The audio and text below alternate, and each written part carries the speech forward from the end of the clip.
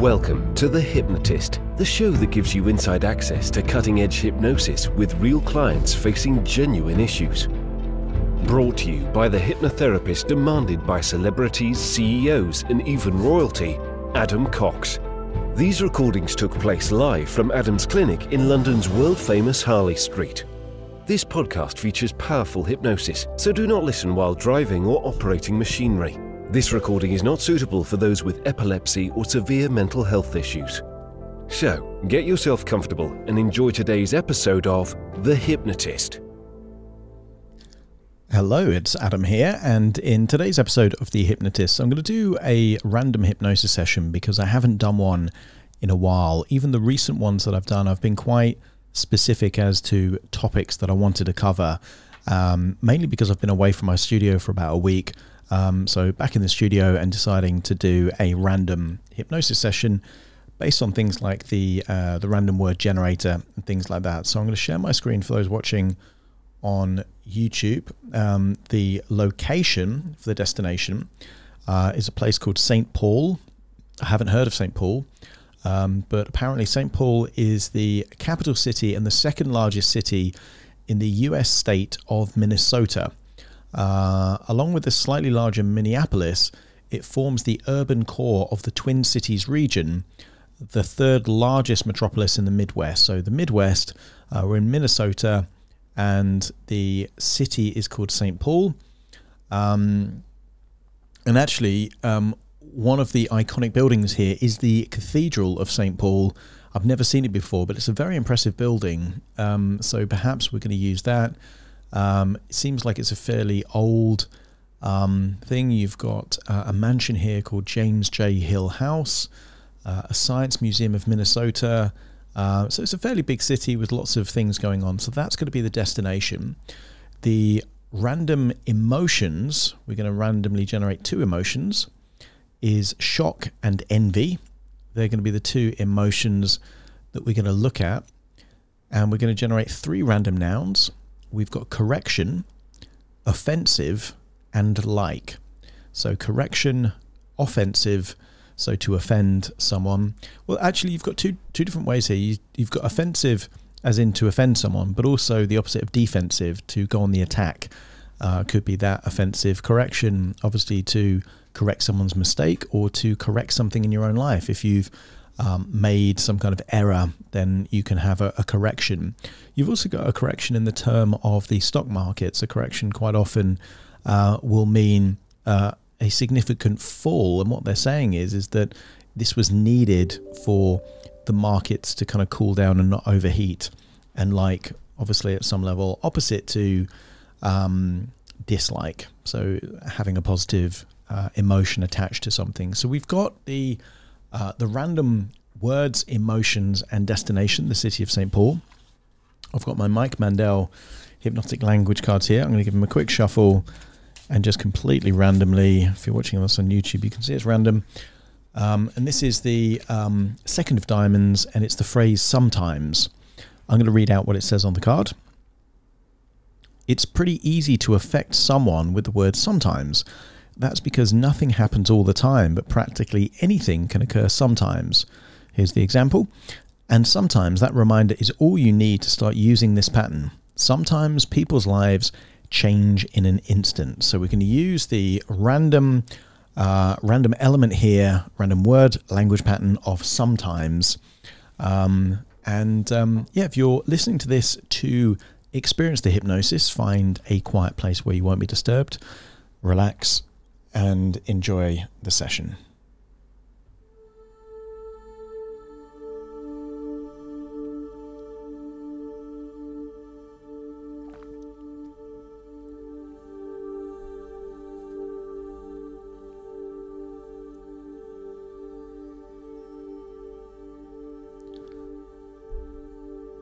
Take a deep breath in, and as you breathe in, imagine breathing in a feeling of calm and relaxation.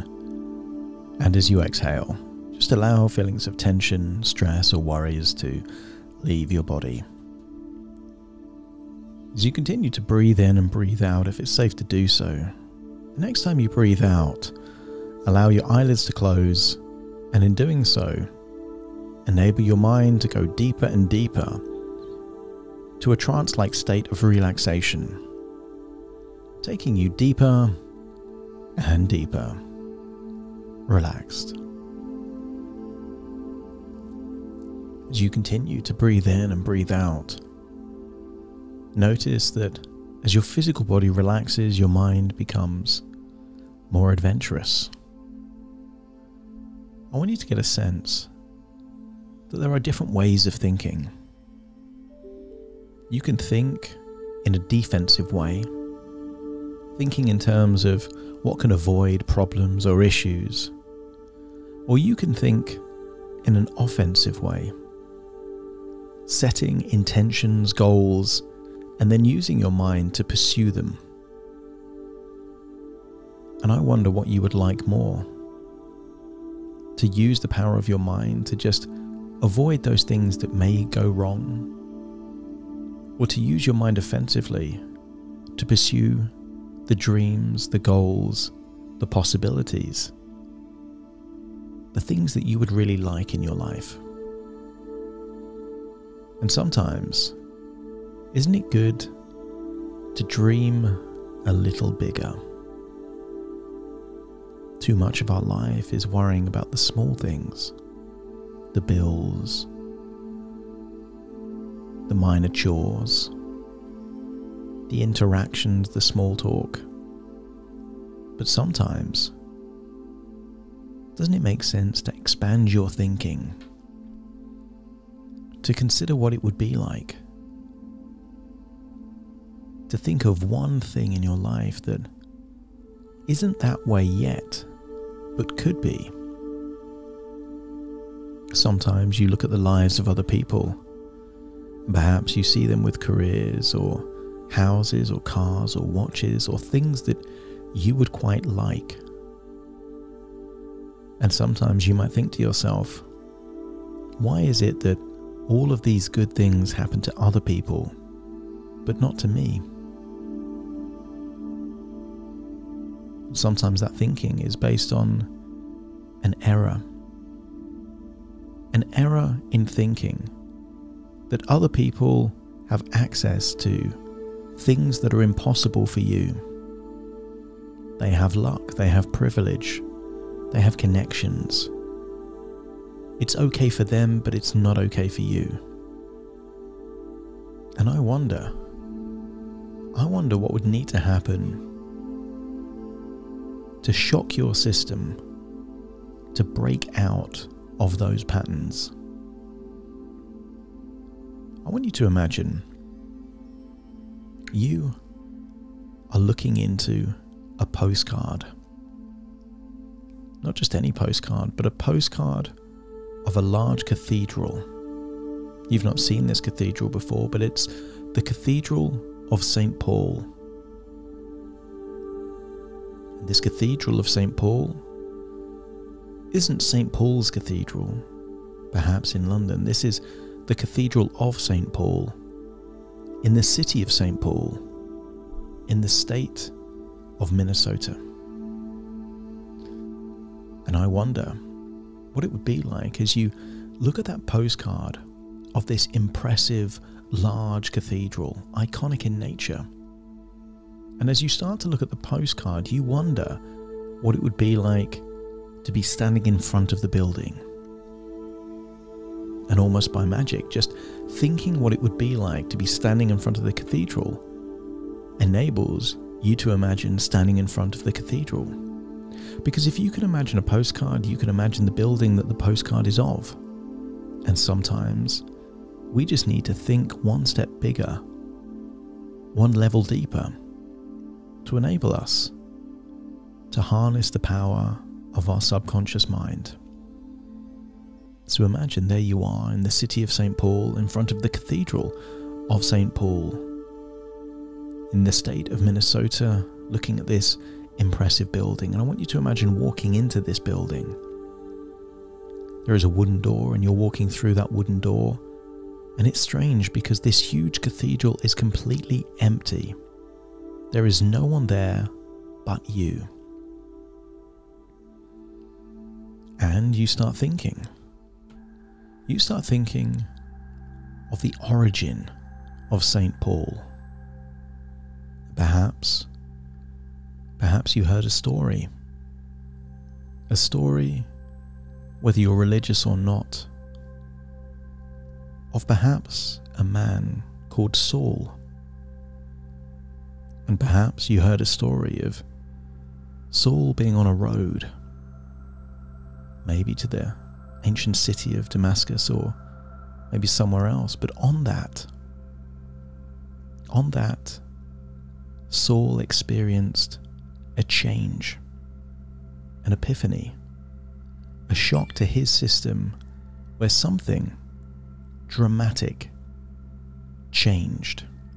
So much so that his whole identity shifted from the person of Saul to become Paul. And as you stand there in this iconic cathedral, if this has happened to just one person, this radical transformation, isn't it possible that a radical transformation can happen to anyone? And sometimes these radical transformations, you don't even realize how radical they are until you look backwards. There's been perhaps 2 or 3 decisions in your life that, as innocuous as those decisions were, everything changed afterwards. And here, in this cathedral, I want you to imagine what it would be like to experience a shock. Not an electric shock, but an emotional shock.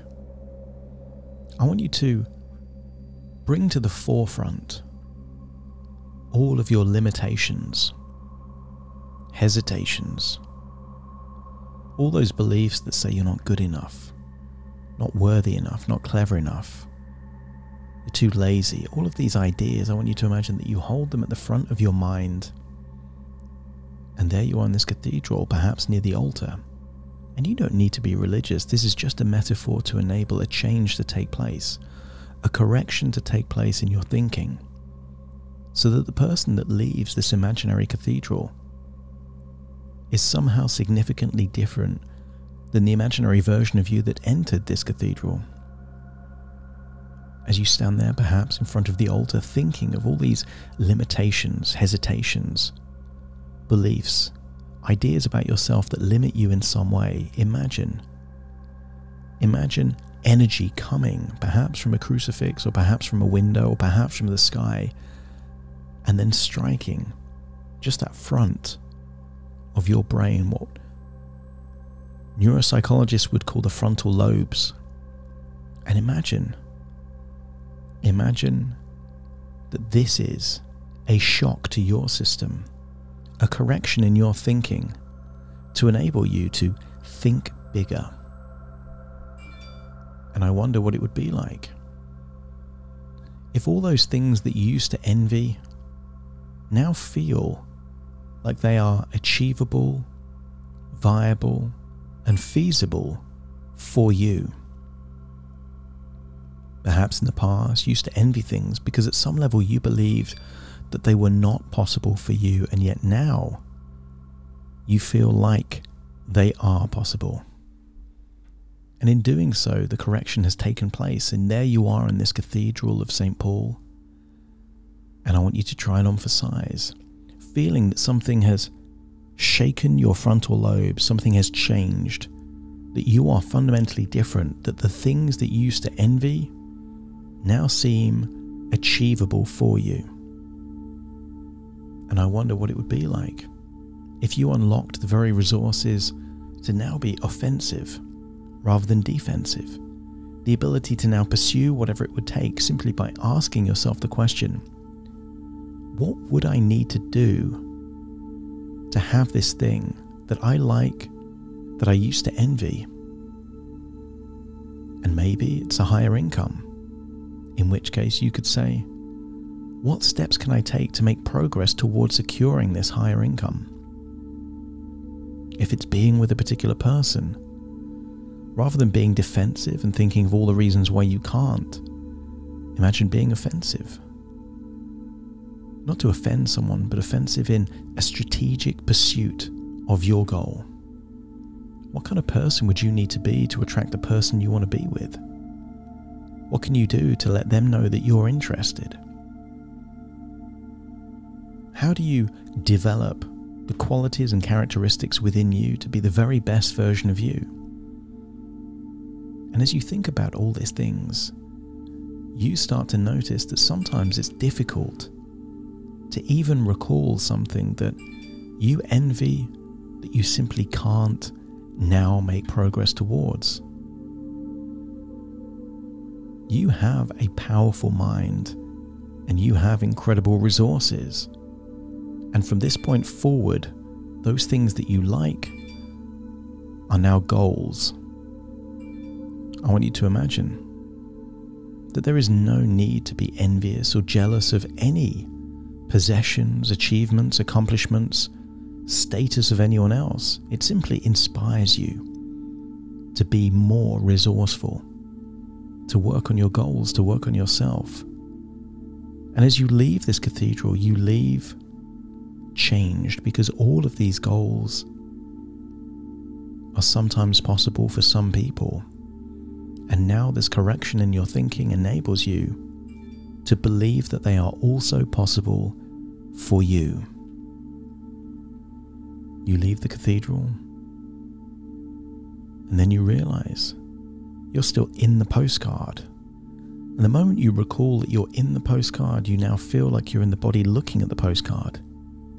And then you recall that the postcard is just a suggestion within your subconscious mind, and actually you're listening to my voice right now. And very soon I will count from 1 to 10 to awaken you. You will awaken feeling that a correction has taken place, that a change has taken place at your identity level, that there is nothing that you can't do if you make progress towards it, that you will take the offensive in your life, and those things that you like are possible for you.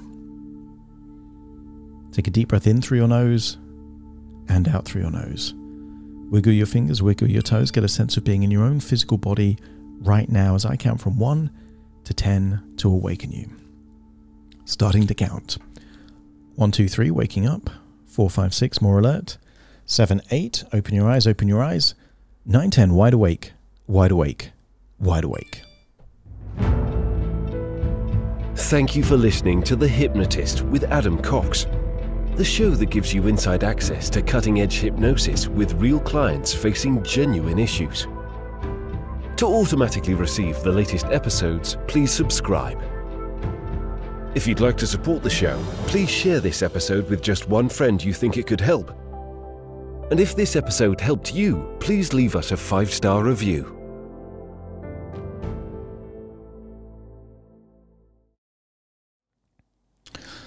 Okay, thank you so much for watching this episode. I've just stopped the recording there of the podcast. This is now only being recorded on YouTube.